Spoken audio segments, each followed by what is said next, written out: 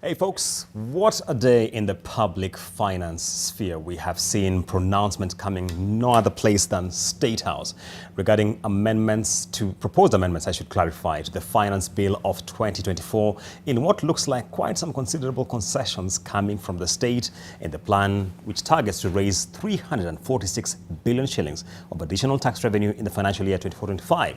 Of course, we've got a couple of questions there. We want to delve deep into that report and what are some of the things emerging from there and how do we plug the revenue holes now emerging. And to do that, I am joined on set by Stephen Dego from EY, that's Ernst & Young, where he's a specialist on indirect taxes, senior manager for that matter. Karibu sana, Steve. Thank you, Julian. I am joined by Wangoi Karuga, joining us from MAK and Partners, where she is a tax partner. Karibu sana. Thank you so much, Julian. Asante. And James Mulili, tax director at PKF Eastern Africa. Karibu sana, James. Asante, Julian. Lady and gentlemen, let us not waste any time. Let's delve deep into it. We did anticipate the report to be tabled today. We did not anticipate a briefing right at State House with pronouncements on what to expect. I should clarify, we haven't seen the report yet, but let's delve with what has been made public so far. Steve, motor vehicle tax, gone. Many of us thought it would be a restructuring of the proposal, gone entirely. This was meant to bake in 58 billion shillings into the revenue net in FY 24-25. What do you make of the change? Thank you, Julian, again. I think the concession on motor vehicle tax, so to speak, in as much as it was not expected, I think it is a good move for the government to have considered. Remember, when we were doing the public participation, that is what came out in a big way. And that's what has had a lot of discussion and was in the mouths of almost every Kenyan. So for the government to have considered that and dropped that particular provision, I think it's a good move. I think the big question that we need to ask ourselves is, yes, there is a concession. And what is the reasoning behind getting that out of the way? As you have said, we were looking, or they were looking to get 58 billion Kenyan shillings out of it. Now that it's out of the way, where do we get that 58 billion now? Yes. Wangoi, let's get your introductory thoughts. And many of us said, look, it's a no-brainer. Motor vehicle tax just didn't align with Section 3 of the Income Tax Act because it prescribes what exactly is an income tax. But if you read the statement which came from State House, it looks like there are thoughts around a potential increase in the road maintenance levy. Would that be the way out? Okay. Thank you so much, Julian, for that and for having me in your show. So as Mr. Ndegwa here has said, it's a good reprieve for the public that the proposal for motor vehicle tax has been proposed to be removed. But the biggest thing was around it being an asset, subjecting an asset under the income tax. Correct. So not aligning itself to Section 3 of the Income Tax Act. And the big question also is, where is that money that was going to be derived from motor vehicle tax coming from? So to just put you into context, most of the, say, taxi hailing cars range between 800,000 to 1.2 million. So speaking to those drivers today, a number of them told me that their current insurance that they pay on a 1 million vehicle is around 70,000. If you levy in motor vehicles tax, it's going to be to come to around 30,000 for a 1 million vehicle. For a 800,000 vehicle, it will come to around 70 to 80,000. So that is very high for them. And now with the proposal to actually increase the road maintenance levy, sort of to cushion the funds that were to be derived from the motor vehicle tax, it's also a big thing because today an article in Business Daily indicated that currently the fuel and levies account for 40% of the cost of fuel per litre in Kenya. Yeah. So for the petrol that retails at 1.89, fuel and levy account for around 79 shillings. And that broken down, the biggest chunk is VAT excise, immediately followed by road maintenance levy. Yeah. So if you're going to increase it, then we are going to actually increase the percentage of taxes and levies on fuel. Yes. In an economy that's already struggling, in an economy where the cost of fuel drives really all cost of production, and comparing that to a neighboring country in Uganda, where we have, say, 40% of our prices per litre accounting for fuels and levy, Uganda stands at 24-25% for petrol and diesel. So you can just see how the cost is still going to be high. Even substituting, say, motor vehicles tax with a proposed increase in road maintenance levy is still really going to hurt the economy. I see. James, let's get your thoughts on what came from State House today. Were you surprised? It looks like quite a bit of clawback when it comes to the finance bill.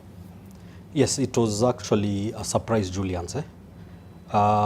Given what we've seen in the finance bill, given the extensive public participation, given the sort of change in profile on who we saw on the streets today, actually speaks a lot. Yeah.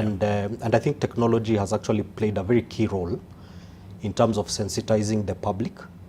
I think the traditional way we've looked at it, where we've seen these protests being organized by politicians, there's a complete shift.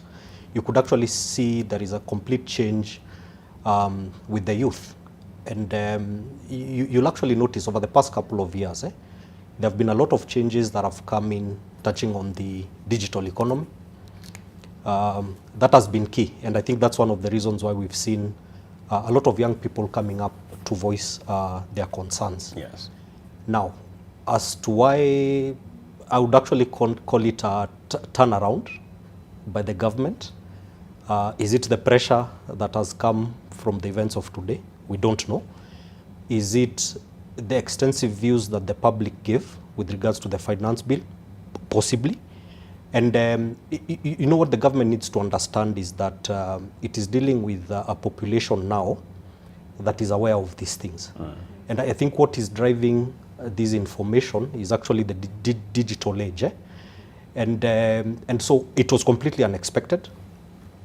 And it's not only about the motor vehicle tax. I think there are so many other proposals or rather statements that we've seen on some proposals that potentially will be reversed. We've not seen the report yet. And I think it's an anxious 2 days between now and Thursday, between tomorrow and Thursday, to actually see, will we see an actualization of what we had today? Yeah. All right. Steve, let me come to you next, because one of my highlights in the pronouncements today from State House was eTIMS. The Tax Procedures Act, Electronic Tax Invoice Regulations of 2023, dealing with the eTIMS, had this contentious debate around, do we grant exemptions, do we not?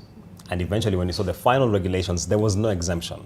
But here's the state walking back and indicating that going forward, any business whose annual turnover falls below 1 million Kenya shillings, basically they took the TOT, turnover tax threshold. You won't be required to issue eTIMS invoices. What are your immediate thoughts on that? It's quite interesting, Julians, that we are moving up and down. And if you look at the way that laws are made here in Kenya, unfortunately, we have seen a shift in terms of, and I'll give an example. Look at what happens with every year with VAT, the movement of supplies from one docket to the next. Yeah. I was hoping that we are not good to get there with eTIMS. But to your question, now the threshold that has been given, which is 1 million Kenya shillings, in terms of turnover, my assumption is that the 1 million is per calendar month, because that is what follows from a VAT perspective. But you realize eTIMS is no longer a VAT registered person's prerogative anymore. It's for everyone. Yeah. Now, when you give the threshold at 1 million Kenya shillings, I think we need to ask ourselves, what does it mean to that person whose turnover falls within the 1 million? Now, on the one hand, we have these big corporates or those that are above the 1 million, and the question would be, how do they verify? Yeah. How do they deal with this person who qualifies for this particular exemption? You and I know that, from a CIT perspective, nothing CIT being corporate income tax. Yes, sorry about that. You are not able to claim. You can't deduct. Expenses that are not backed up by an eTIMS compliant invoice. That is starting this year, January. Yeah. Now, for this particular person who has been exempted, I have raised my invoice. I am not required to comply. You are there, and you have had my invoice. The question is, now, how do I clarify?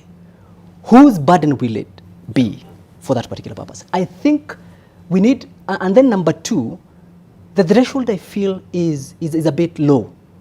Why don't we align it with the threshold for VAT, for example? Yes. You know, currently, if you look at the status of the economy and in terms of the revenues that most businesses are generating, 1 million in a month, you could be looking at not so many businesses, right? Now, and if you feel that this business and the invoice that is giving me is not ETIMS compliant, then it would leave me in a situation where I'm making a decision. Do I want to do business with these people? Or not. Or not? Yeah. So where have you left this particular person whom you had envisioned to cushion? So in the process of trying to cushion, I think you might end up throwing this person under the bus as far as compliance is concerned. I see. A very good way to pivot now into Wangoi here. Is it possible to have the VAT threshold at 1 million shillings in turnover without a corresponding amendment to Section 16 of the Income Tax Act, which prescribes, as is indicated, that the only invoices which will be acceptable for income tax deductible purposes are those which are generated via ETIMS? The proposal cannot operate in a vacuum. There has to be a series of amendments that should follow that proposal. My personal take on the threshold, of course, is that it is quite low. And the prudent thing to do is if the VAT registration threshold is 8 million, then it only follows that we apply ETIMS for VAT registered persons and say it is 8 million and above, and we remove anyone below the threshold of 8 million from ETIMS obligation. Of course, that will follow other series of amendments and probably even regulations to be issued. The ETIMS regulations that came about early this year, they didn't have a VAT, they didn't have a threshold. Yes. So we will have to amend those to include a threshold.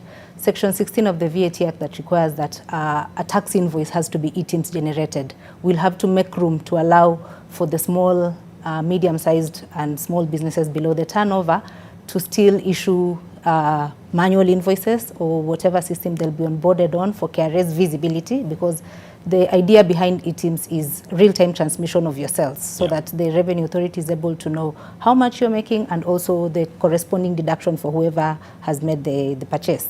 So whatever is of administration and software that KRA can come up with to allow non-VAT registered persons or people below the 8 million threshold to still issue invoices and be transmitted to KRA, because the biggest issue is visibility and minimizing on VAT fraud.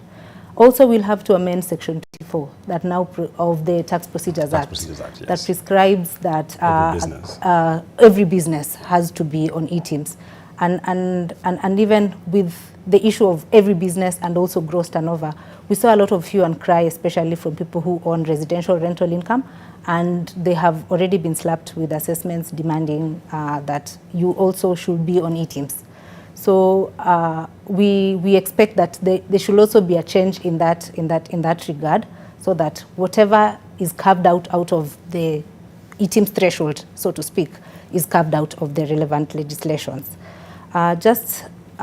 Maybe along the same lines, now that we're discussing ETIMS, the finance bill proposed a 2 million penalty. Per month? Per month. Yes, it's important to clarify that. For non-compliance of electronic tax invoicing. So for businesses that you're expecting their turnover to be 1 million, and the penalty is 2 million. Pay 2 million in taxes for ETIMS offense. So again, we did not see that from the pronouncements that came out today, and we hope even as the National Assembly convenes on Thursday, that will be put into consideration so that penalty is not very high.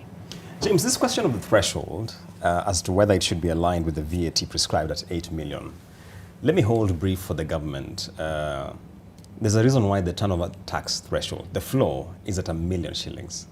And the rationale behind their thinking, I would imagine, is if the turnover tax is designed for small businesses, it only makes sense that if we're creating an exemption window for small businesses under ETIMS, then they should be aligned.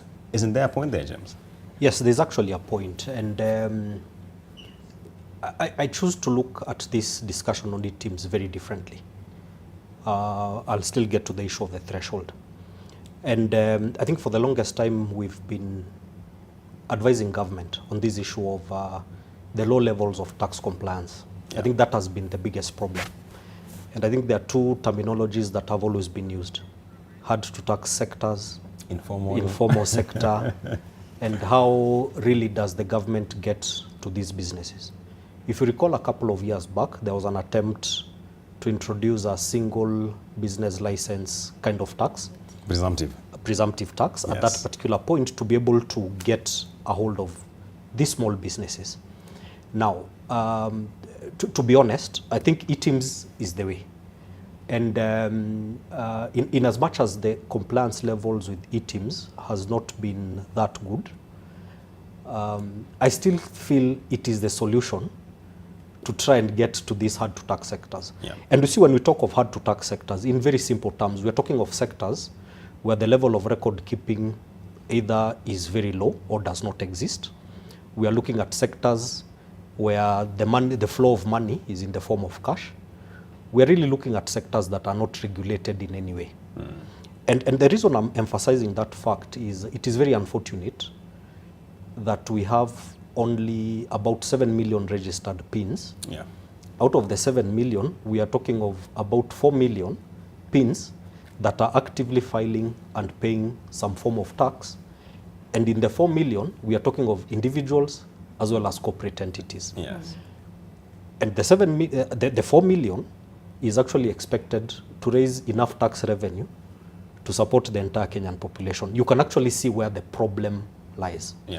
So I think those levels are too low. And ITIMS is actually a way to actually bring guys to the net. The only problem is the way ITIMS in itself was rolled out.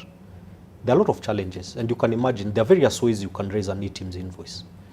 You could either register for ITIMS, you generate your invoices online, you have your systems integrated, where you have your accounting systems generate the invoices, then linked to ITIMS, and you can get it. There's actually an even simpler way for people with very few transactions to actually generate ITIMS invoices through the eCitizen platform. So the options are there. But then we also have to acknowledge that taxpayers need the resource. You need some form of a smart device to be able to do it. Sorry. You also need connectivity to be able to do that. And I think the biggest challenge, and especially to these hard to tax sectors and the informal economy, look at farmers, where you find you have these growers. You have to look at different farms for them to be able to consolidate the produce, for you to be able to actually sell and export to the market. The challenge of the farmer on the ground to be able to actually generate the ITIMS invoice is actually what seems to be a challenge. But I think on the issue of the threshold, it clearly needs to be aligned. Let me take a break there as we allow James to catch up with her there. We shall be right back with a lot more on this conversation, focusing on the proposed amendments to the Finance Bill of 2024. Stay tuned.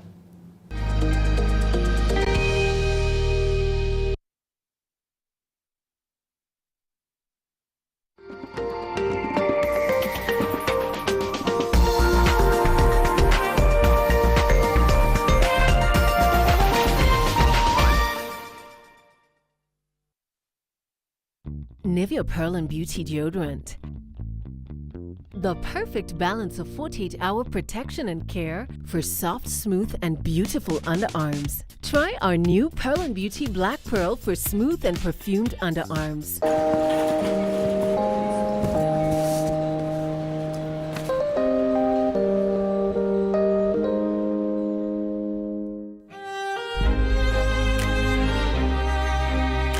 The moment I feel my pain starting to fade, it's like I'm going back to myself on a really good day.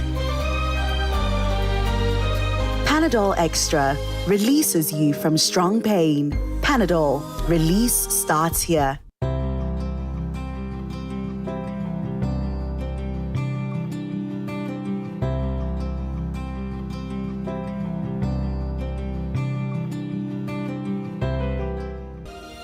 The moment I feel my pain starting to fade, it's like I'm going back to myself on a really good day.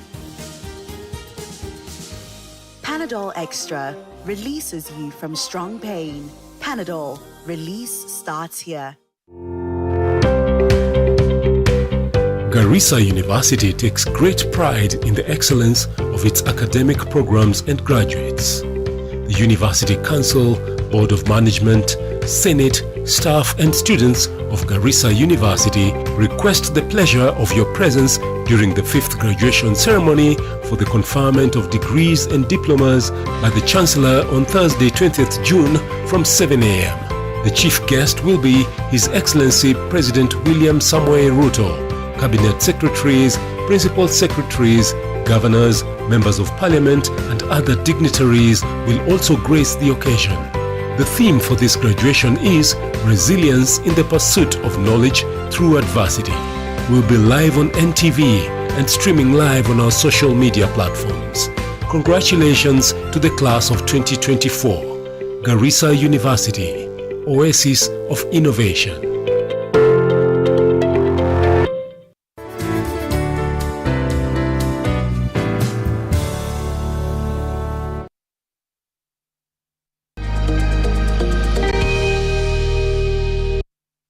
Welcome back to the session on Business Defined, where we are looking at the proposed amendments to the Finance Bill of 2024 following the presser we had right today at State House in Nairobi, where the parliamentary group from the Kenya Kwanza faction has indicated a raft of changes when it comes to Finance Bill 2024, including motor vehicle tax being dropped. And one of them, which stood out, is that bread, which had been proposed to be removed from the second schedule of the VAT Act, which means currently zero rated, was to be standard rated. But the question is this, folks. On Thursday, June 13th, Treasury Cabinet Secretary, that is Professor Njuguna Ndung'u, indicated that he'll be introducing special amendments to the VAT Act, one, so that everything which is currently zero rated goes to exempt status. Whatever is exempt goes to standard rated. Standard rated means 16% of VAT. And only items which are export destined, products and services, will be zero rated. So the question following today is, will bread remain zero rated? Will it move to exempt status? What's your interpretation, Steve? Thanks again, Julians. You know, for every action that we take as far as bringing these particular proposals is concerned, there is need to look back and check where are we coming from. If you remember, when we were having the VAT Act of 2013, which was an overhaul after the overhaul of the VAT Act, that is Cap 476. Yeah. The intention was to streamline the schedules, the two schedules. That is the first schedule and the second schedule, yeah, which generally talks about exemptions as far as VAT is concerned and the zero rating particular schedules. Now the question was, why were we moving and why have we been wanting to move that route? It's because you had in the budget speech, the CS saying that the cost, the VAT cost or the VAT expenditures as far as government is concerned is quite high, and especially from a VAT perspective. But then, in as much as we are looking at this and wanting to cut that particular cost or that particular expenditure, can we look back and check why in the first place do we have the two schedules in the VAT Act? You know, if you look at exemptions, generally exemptions are supposed to either spur a particular sector of the economy, encourage investments, and also cushion those members of the society in terms of citizens that are vulnerable, so that you are able to bring forth those particular supplies and ensure that they are affordable. Yeah. And that is the whole essence and the focus of the government. So with this now focus of wanting to overhaul the two schedules, I think we need to be systematic. Right? We need to be systematic and check what can we start with. Because if we have not healed the reason behind, the fundamental reason behind exemptions, which is also in other tax laws, yeah, because the fundamental reason is as I have put it, for example. Now, I find a reconciliation challenge, especially, and this is my opinion, in terms of if you look at what was the theme of the CS, the budget speech by the CS, among other things, it was climate change mitigation and adaptation for improved livelihoods. Yeah. Right? Now, when you look at improved livelihoods, now, how do you ensure that your citizens have improved livelihoods? And I actually welcome this particular move to listen to the cry of Kenyans and have bread, of course, retained at zero rating. Zero rated, yes. Now, I know there was a lot of discussion around, and we had a lot of things being thrown and saying that bread, if Kenyans cannot afford bread, there is nduma, there is ngwashe. Yes. But if you went to the supermarket today, Julians, and you looked at the cost of bread and the cost of that nduma, they're quite pricey. The healthier alternative. Yes. Exactly. Yes. So to your question on where does that leave, and it's still a proposal, where does that leave bread as far as it being moved? Now, the best place to leave it is at zero rating. And my suggestion would be that those items, those particular supplies that are touching on the vulnerable members of the society, I think we should hold on those first as we transition, because at the end of the day, if that is the overhaul that is required to be done, then we be systematic. But with this at the back of our minds, are we saying that we are operating in a vacuum as a country, that we want to overhaul the exemptions and the zero ratings? Yeah. Let me hold you there, Steve, and come to Wangoi. He has tabled a very good historical reflection of where we're coming from. And that's precisely why we need this overhaul, Steve, right? Because we came from the VAT Act of 2013, which was meant to clean up the mess that had been created by 476 in terms of exemptions. Don't you think then Treasury has a solid basis from where it is coming with this overhaul? Thank you for that question. Definitely they have a reason, because one of the reasons that Treasury put forward is that the tax expenditure, especially on VAT, It's this too is high. tax It's 248 loss. billion, Yes, actually.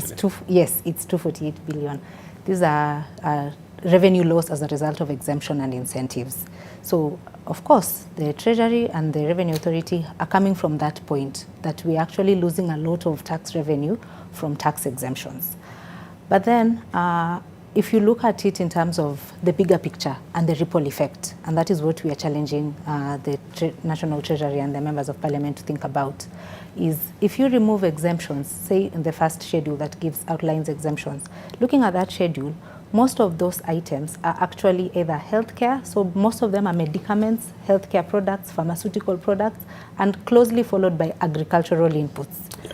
So if you clean up that and say you're going to remove all exempt and make them standard rated, of course the cost of producing these things are going to go high, and ultimately that cost is going to be pushed to the consumer. Yeah. So on an already struggling economy, and with the citizens being left with so little to take home, then the cost of everything is going to rise by just translating things from the exempt schedule to VATable standards. Then it's going to be terrible.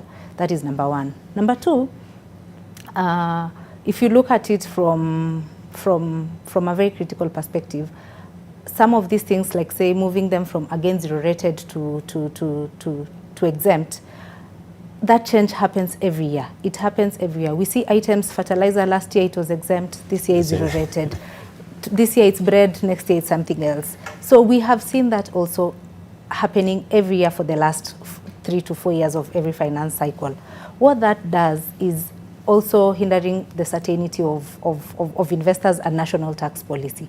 So we want to operate in a regime where you are sure if you're going to venture into this business, then you are certain this is what is going to apply for the next couple of years.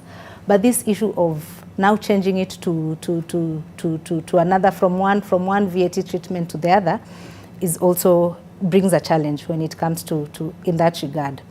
Lastly, in the budget speech by the CS, he was very general. He did not specify what is going to change. Yeah. So as it is now, we are still in a very dicey position where we don't know whether come Thursday we are going to have a whole repeal of the first schedule and everything goes to zero rated, and the second schedule, except exports, all come to the first schedule. And from the statement today issued by the statement that came out in the afternoon today, there was an issue of basic commodities being retained as zero rated. So again, there's also a conflict. To what extent is basic commodity? If my cost of production of agricultural inputs, healthcare might not be bread, but it's actually very important. It is access to healthcare. It is access to now the food that will put the bread on the table. So just limiting it to say only basic commodities are going to be zero rated, again, we are not sure what this entails. Okay. James, where does bread fall now? I know we have not seen the report, but listening to the statements made, is it zero rated? Is it exempt? Is it standard rated? I think it is zero rated based on the statements. And what I expect, I don't expect a radical change of the schedules. That one I don't expect. Maybe it is the long-term thinking of what we should see with regards to that. But just to echo what Wangui has mentioned, if you actually look at the way the first schedule is structured, the way the items are listed, we have what we call the East African Community Common External Tariff. Yeah. The way the tariff codes are arranged, you'll actually notice it starts with live animals, raw agricultural produce in chapter 1, as it moves down to finished and more processed items in that list. That is more or less the same format the first schedule is on exempt items. So you'll always notice animals are first in the list, then raw agricultural produce, then the medicaments. Actually, that's normally the general structure. And I think there's a particular reason for that sort of organization, because normally there's a thin line between exemption and zero rating, and the argument that zero rating is better than exemption. But then remember, when we're also having the conversation on zero rating and exemption, it works in two fronts.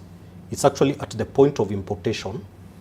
So if you're dealing with an item that is listed in the first schedule or second schedule, it is a zero rating status or an exemption at the point of importation, as well as the point of sale.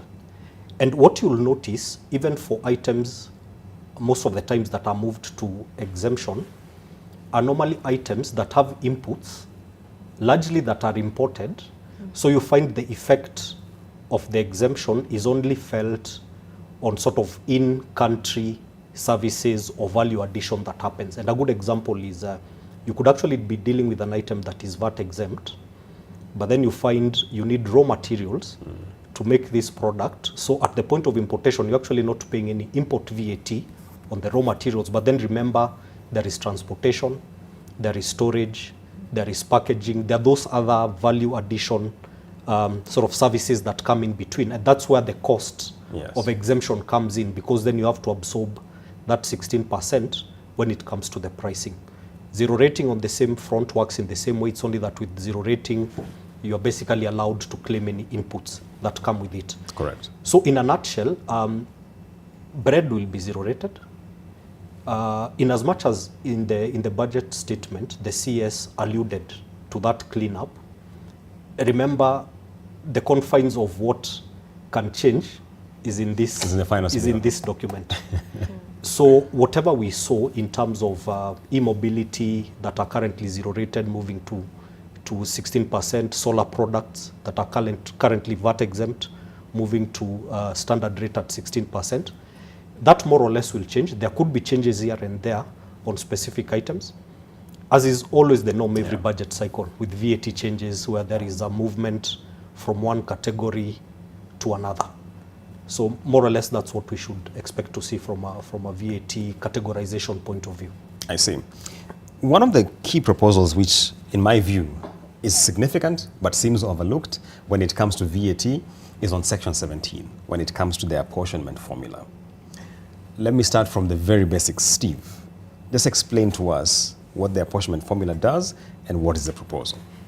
All right. So Section 17 talks about those taxpayers, and I mean VAT registered taxpayers, who deal in mixed supplies, right? Mixed supplies being that you are dealing with taxable supplies, say at 16%, and zero-rated supplies and exempt supplies. Remember, zero-rated supplies are taxable supplies. Yes.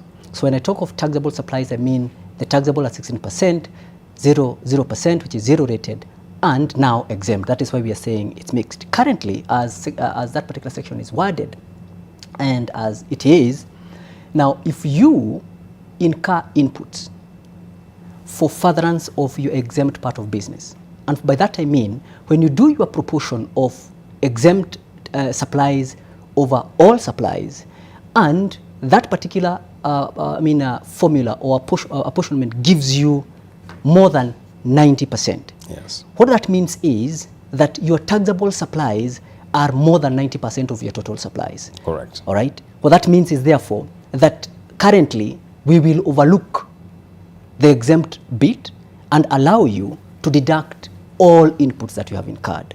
And the converse is true, that if your exempt supplies to your total supplies are less, or I would say they are more than 90%, it means that the biggest chunk of your business is exempt. And we will also overlook and say you do not qualify to deduct anything. Yes. Right?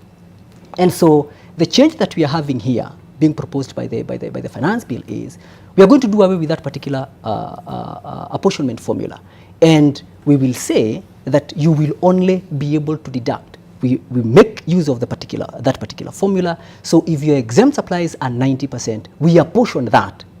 You apportion your input tax, yes, with that exact formula, and ensure that you get your fair share of the inputs that you're supposed to deduct. Yes.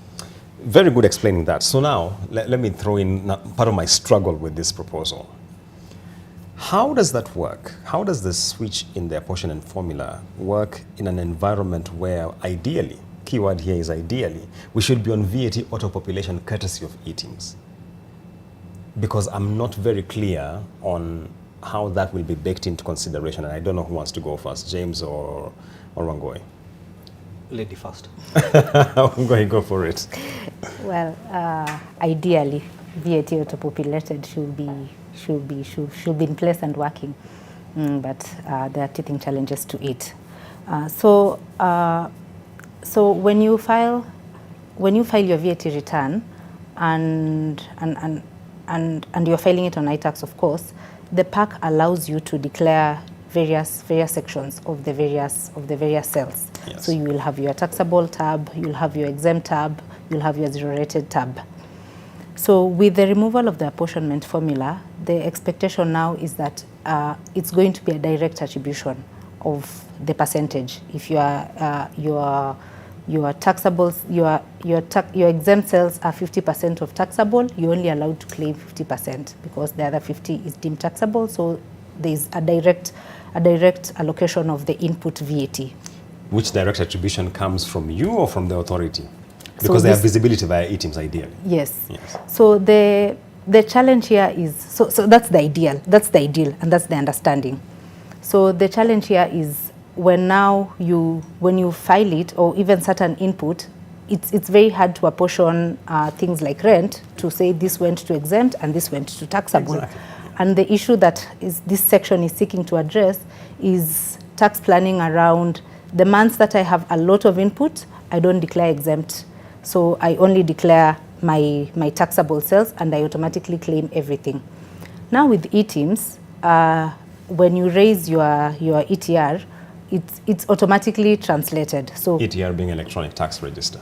Yes, ETR being when you do an e-teams invoice, it's automatically translated, and so KRA can know this month these are your exempt cells and these are your vertable cells. The way it is currently on the returns, I'm confused about the manual because now there is VAA, which is automatic. So the way it is now on the iTax returns, it was still able to apportion. It was still able to apportion your input to exempt and taxable cells. So with VAA, the expectation again is it will have a formula embedded where it is able to apportion. But then now the challenge is, for input, you have until 6 months to claim. You have until 6 months to claim input. But for cells, they are transmitted real time. Yes. So I could easily be punished even by that VAA for having the sales transmitted real time and my purchases are not are disallowed, yet when the month that I have to bring them in, the same also happens. So also that timing difference of for input you have 6 months, and for sales you're supposed to declare them by the 20th of the following month. We are seeing some challenges on how that will work on VAA.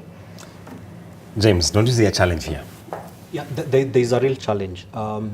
Actually, the proposal to do away with the 90-10 fraction formula. You have a problem with that to begin with. Is simple. Everything, any input VAT that is claimed should be directly attributed. That's Period. actually, because actually if you look at the law and the way it is structured, it starts by talking of any input that is directly attributable to a taxable supply, you can actually claim in full.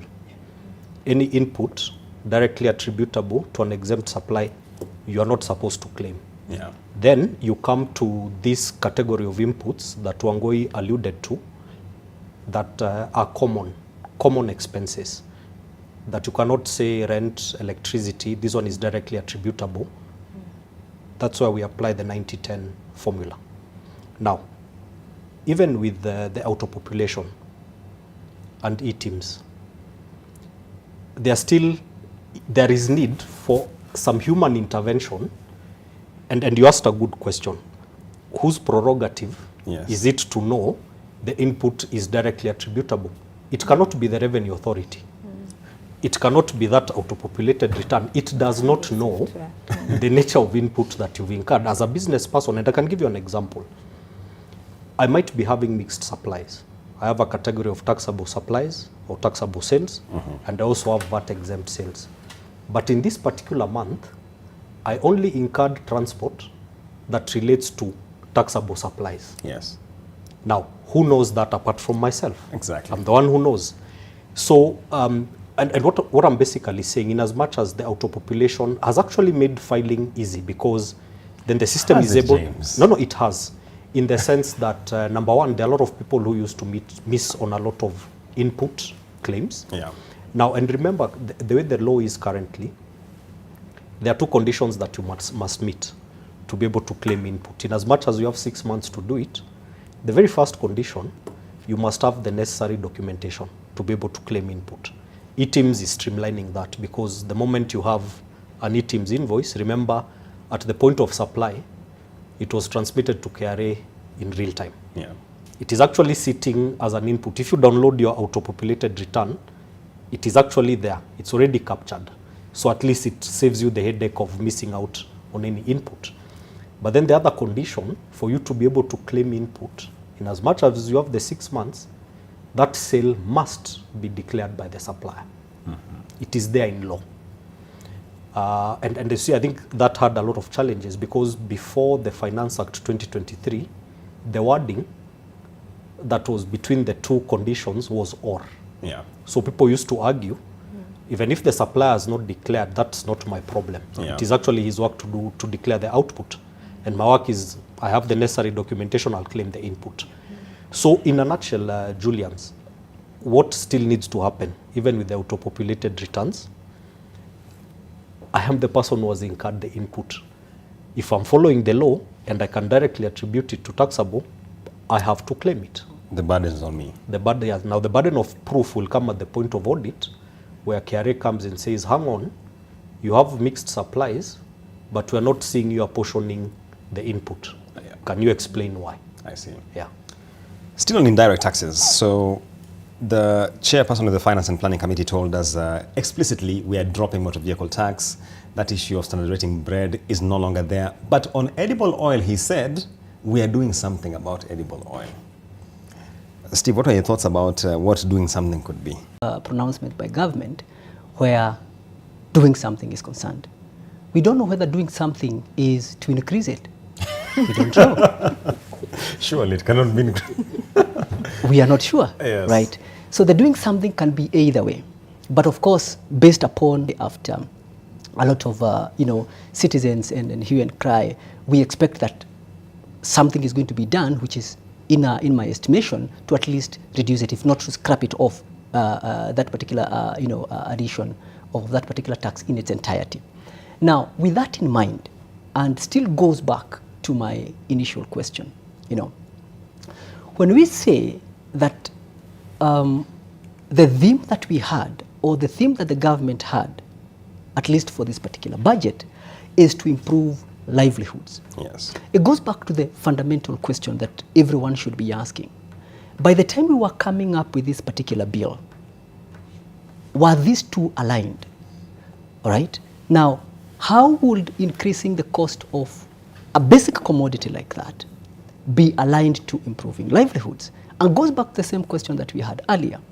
What is the law-making process? What goes behind the scenes before we can see what we see, before we can see this particular document and the kind of presumptions that are put there?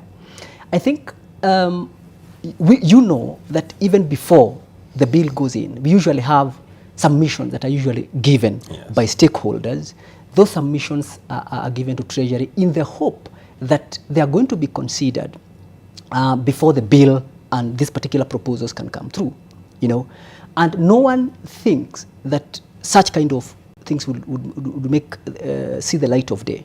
So in terms of knowing what doing something is concerned, directly to your question, I wouldn't peg or bag my hopes there, really, not yet. Yeah. I would want to see what is this doing something. We need to see it as he is saying, my brother is saying, that let's wait for that particular document and we see how is that doing something implemented in that particular document. Well, you know, I was really surprised that in their remarks there was no mention, absolutely none, of the proposal in the finance bill to repeal Section 14 of the Excise Duty Act around the excise duty input-output, which is a big deal, because I thought today they were dealing with big deals. Yeah. What do you make of that? Very interesting, yeah, and I totally agree with you. You know, that particular section has a history. So if you read the national tax policy, part of the proposals that had been suggested under the excise duty is to actually have Section 14 in place, that we are going to allow you to deduct the input incurred in manufacturing against the excise duty that you're going to charge. So and this is after the national tax policy has just been signed and it's in place, and shortly after the finance bill comes in and we see that proposal. So it all took us by surprise, and of course if it's not removed, then we definitely are aware of the financial consequences and the economic consequences that section is going to have. So in terms of removing big ticket issues, it is actually a shock that it was not there in the statement today. So we wait to see whether come the Finance Act in a few days' time it will be there. James. I think that proposal to do away with the excise input is very retrogressive. And maybe just to put it into perspective, remember the input excise is the one that is applicable to manufacturers who have incurred any input on any raw materials to claim against the output excise. That you can automatically see the impact it will have in terms of the price of the products that are actually manufactured by the manufacturers. The other thing is internet data services. Yes. Because I think a majority of internet service providers nowadays will normally buy the bandwidth in bulk. They are charged excise, then they will charge excise to the end customer. So I think to me that is retrogressive, especially in an era where there is digital transformation. We obviously expect our internet bills to go up as a result. But maybe just to add on to that, this finance bill, if there is a sector that has been hit by this thing, is the manufacturing sector, I will not lie. Because there is actually nothing good to talk about this bill when it comes to the manufacturing sector. Yeah. We have the eco-levy. This is year 2 of the current administration. Last year we were contending with the export promotion and investment levy. Yes. Eco-levy has come in. Just to compound the effect of the vegetable oils. Remember, this is a 25% excise duty that is proposed. At the same time, there is a proposal when it comes to plastics, and which I think now is becoming a bore every budget cycle It on is. locally manufactured articles of plastic. So there's a proposal as well to introduce excise duty at the rate of 10% on locally manufactured plastic articles. You can actually see the ripple effect that it will have ultimately to the Yes. price of vegetable oils. So just to echo what Stephen has mentioned, the whatever they are doing, we never know where don't know what it will actually land us. But when you say that there is nothing good, and I'm saying this comment tongue in cheek, is look, there was the requirement that alcoholic beverage manufacturers will remit their excise collections every 24 hours. They've now been given 5 working days. But that is only alcoholic manufacturers. I think. But they're manufacturers. They're manufacturers, yes. But you see, I'm actually worried because when I joined the practice, Thika Town was a typical example of an industrial town. And if you might recall, we used to have the accelerated investment deductions of 150%. Yeah. Yes, I know there is that rationalization on the government and the losses in taxes with the many exemptions and the incentives.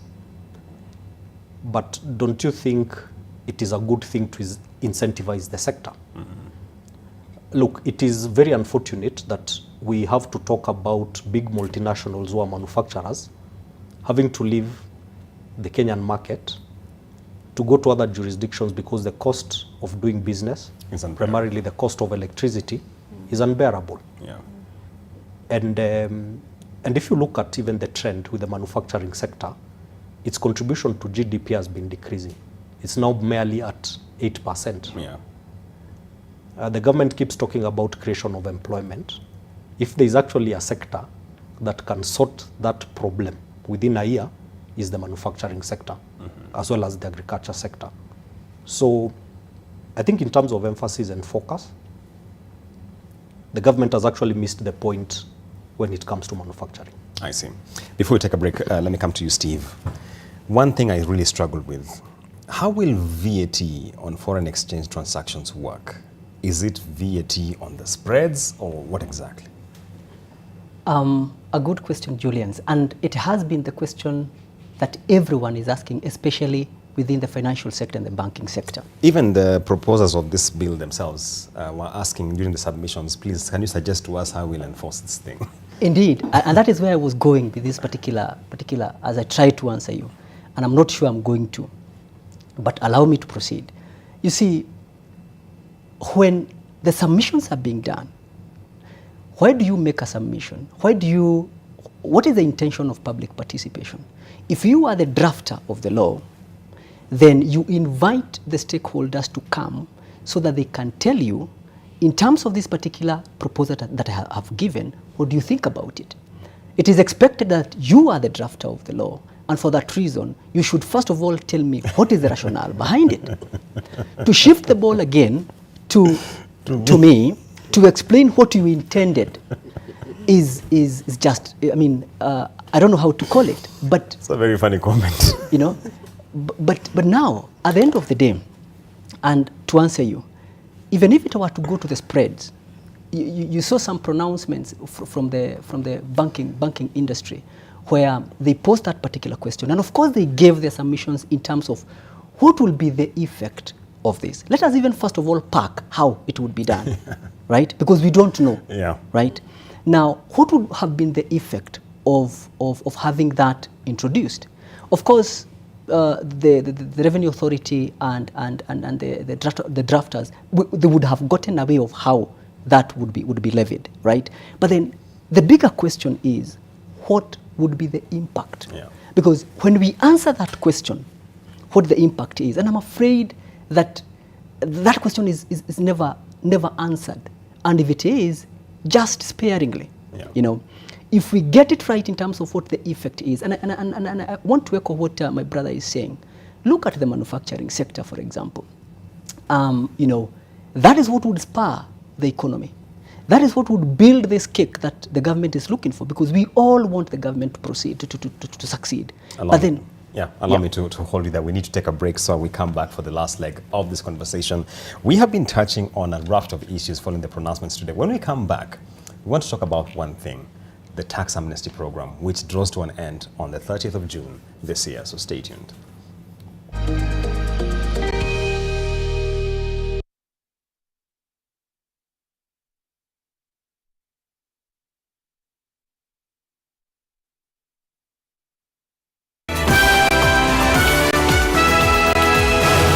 Tonight, the unconventional protests against the finance bill. Whatever we're doing here in terms of exercising our civic rights. Na walete hiyo tiaga saina marashi. Leta tiaga. Ndio inakam. Haya, naenda hivi na kam. Tunaibiwa na documents hivi na signature. Afu siku moja tutakuja tupate Kenya hata si yetu. Reject your finance. Police came guns blazing against protesters who were armed with their voices, phones, and firm resolve.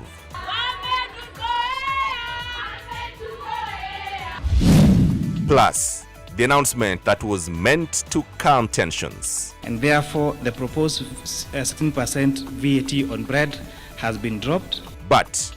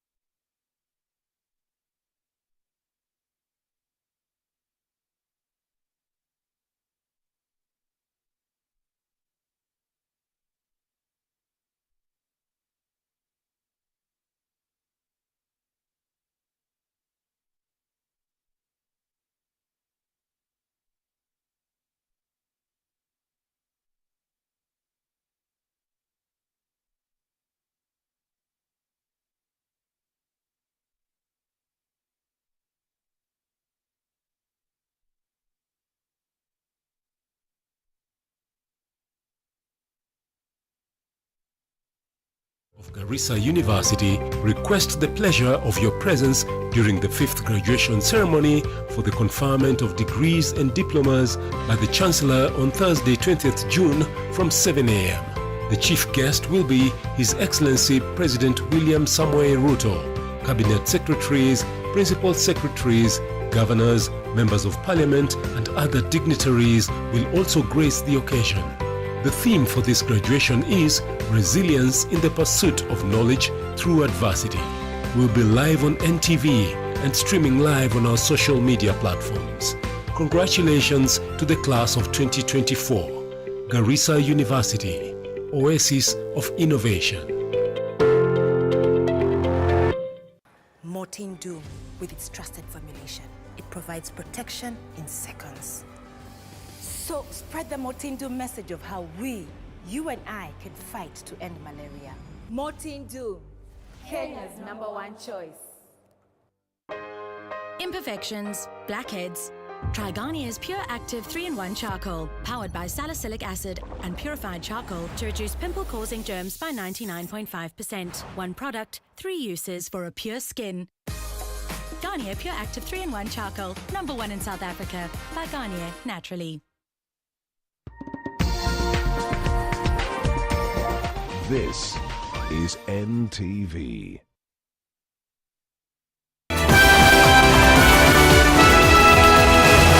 Tonight. The unconventional protests against the finance bill. Whatever we're doing here in terms of exercising our civic rights. Na walete hiyo tiaga saina marashi. Ndio inakam. Haya, naenda hivi na kam. Tunaibiwa na documents hivi na signature. Afu siku moja tupate Kenya hata si yetu. Reject your finance. Police came guns blazing against protesters who were armed with their voices, phones, and firm resolve.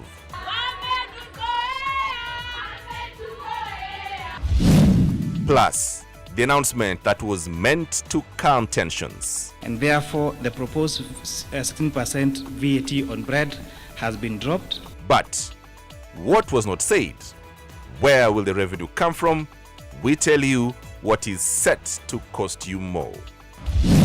Also tonight, the judiciary will work on boosting security across all court stations.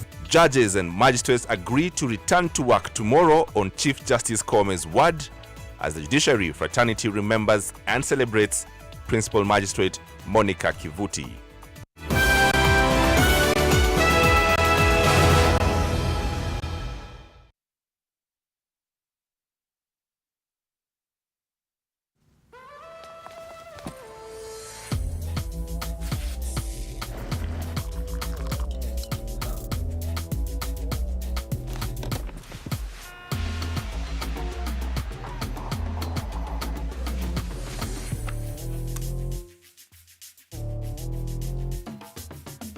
The moment is yours.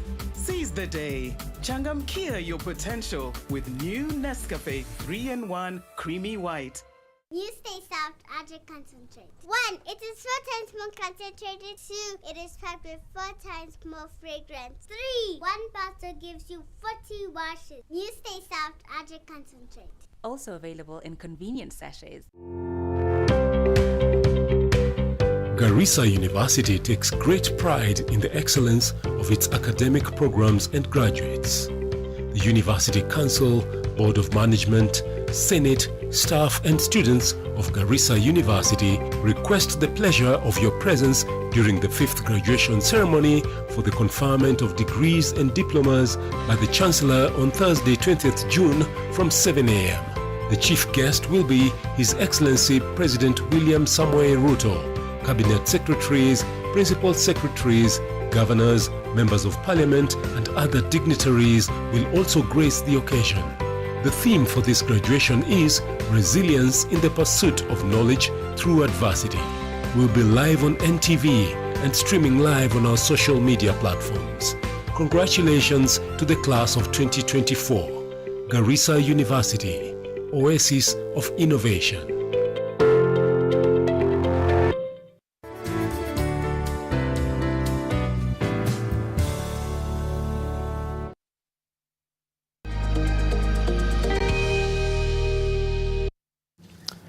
Folks, welcome to the tail end of our conversation focusing on the Finance Bill report coming from the Finance and Planning Committee of the National Assembly. We want to wrap up this conversation. Before that, something is drawing to a close. Actually, two very critical things are drawing to a close on the 30th of June 2024. Let me start with Wangui here. The tax amnesty program coming to a close. I'm really surprised at how much it is underperforming. The latest numbers we got from KRA as of May was about 45% performance rate, raising about 2 billion against the targeted 51 billion. In your assessment, why would this be the case? Thanks for that question. So maybe to put into context, the tax amnesty is a program inviting taxpayers to come in, voluntarily declare their tax liabilities and be forgiven and get a waiver of penalties and interest. So it comes in just after the lapse of what we previously had as a voluntary tax disclosure program that ran from 2020 to 2023. And then parallel to the voluntary tax disclosure program, in the law we also had provisions for waiver of penalties and interests. So we had that up until the Finance Act of 2023 repealed that. So historically, how waivers would work is where you have tax arrears, you apply for a waiver, but when you apply, it is the discretion, the KRA will recommend, and the KRA was only allowed to grant waivers up to 1 million Kenya shillings, but then they would recommend the CS for the National Treasury and Planning to approve the waiver. So we had a lot of backlog of funds sitting in waiver of penalties that have not been processed, and taxpayers always had this liability over their head, not sure when the waivers will ever be approved. So shortly after that, we had the VTDP, and it performed relatively well because it was staggered over 3 years. Isn't it still underway? No, it's VTDP ended. Okay. It ended. Yeah. It ended last year in June. Yes. And then now September we had amnesty. Amnesty. Yes. So September we had the amnesty. So the amnesty has been running from last year September, and it lapses 30th of June. Correct. So generally, again, the basis of this amnesty, number one, is usually to mop up revenue. So as the taxpayers would benefit with having waivers of penalties and interest and clean ledgers and removing the contingent liabilities of penalties and interest from their books, the government would mop up revenue in that regard. So what we've seen with this particular amnesty program is that it applied to tax liabilities up to December of 2022, and it was a 100% waiver. So there are certain issues to consider around why it has not performed as we expected. So number one is last year around June, just towards, at a point similar like now, when we are closing the financial year, KRA introduced a 40-60 waiver. And they were telling people, come, we shall waive 60, you just pay 40. And that saw a very high increase in collection. Actually, remember, it was around 220 billion in the month of June. Correct. Which was the Record highest collection. ever recorded. Record collection. Yes. So now looking back, looking ahead, June of 2024, where as it is now, the financial year 2023-2024 is coming to an end, and there is a revenue deficit of 576 billion that has not been collected. Yeah. And if we realistically look at it, for the last 8 months, KRA has been doing an average of around 171 billion every month. So it is still a very ambitious figure to collect. So that is number one. Just that is currently on the taxes that KRA is expecting to collect in June. Now back to the amnesty. One of the reasons why it hasn't performed well is, number one, most people took advantage of VTDP that ran for 3 years, and it was 100% in year 1, 50, then 25, and most people in year 1 sort of took advantage. Yeah. And then the 40-60, another big lot took advantage, and then now we have the ones remaining for amnesty. The danger we have seen with it is, even when the amnesty does not commit on the taxpayer being open up to an audit, many a times you've seen when a taxpayer comes and voluntarily declares, then an audit follows. So the conservative thing to do is I keep quiet with my liabilities, in full knowledge that for every year that I'm not audited and it's not found, it sort of lapses, because our law allows you to be audited up to 5 years back. So it sort of lapses for every year that have not audited. So that could be one of the issues that people have not taken up the amnesty program. And another, what you can actually say, obvious reason is cash flow constraints. So businesses are struggling, businesses are actually laying off, businesses are in negotiation with the Revenue Authority on payment plan, even for your current ordinary revenue. So you are like, sorry, I've delayed paying PAYE, but I'll pay next month, as you bear the penalties and interest. So there's the issue of, I still have my recurrent liabilities to pay, but I'm holding back taxes that I have not paid. So what do I prioritize? Do I prioritize my salary or my current or the back ones? Yeah. With regards to the back ones, I know in a few years, probably like come June this year, 2018, CIT is going to fall because it's already 5 years past. So people sort of just prioritize and pay their current taxes and sort of defer amnesty. Okay. James. Yes, so thank you, Julians. I think the challenge with the amnesty has been, I won't repeat what Wangui has mentioned, and I think those are the real challenges. The overlap between VTDP and the amnesty. Remember, for you to take advantage of the amnesty, we are talking about unpaid principal taxes for the period up to 31st December 2022. And what we've seen in terms of a challenge, the first issue is the lack of migration of legacy related issues to iTax. We have a lot of taxpayers who have these instances of periods before 2015, largely before iTax came in. And for you to actually lodge the amnesty application, that liability must be sitting on iTax, because when you log in, you have to select the tax obligation.